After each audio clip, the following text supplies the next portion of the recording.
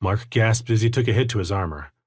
The creature had managed to strike around the shield Marc held and caught him in the side with its club. He returned the strike with his own weapon, sinking the thin metal tip of his pilum into the creature's chest.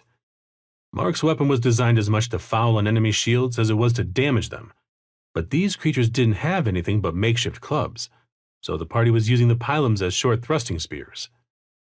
Robert was beside him, fighting with the other pilum they had. He wasn't armored, but he did have a makeshift shield that was more than adequate to defend against these creatures. The hobgoblins were nearly the size of a human, and as strong as them as well, if not stronger. Fortunately, this was a small group of them, and both the real and makeshift equipment wielded by Marc's group far outclassed that of the hobgoblins.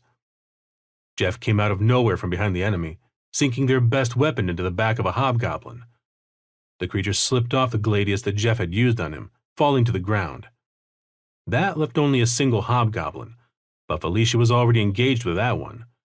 She had a makeshift shield, like Rob, but only a tire iron for a weapon.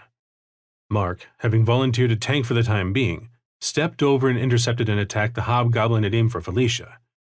As he thrust with his pilum, she slipped to the side and brought her tire iron down on the back of the hobgoblin's head, laying it out. Unsure if it was dead yet, Marc stabbed his pilum down carefully, thrusting it into the hobgoblin's heart.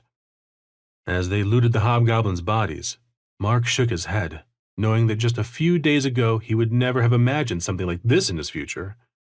Up until a few days earlier, everything had been normal, or as normal as the world got during some of its crazier times. Then all this went and happened.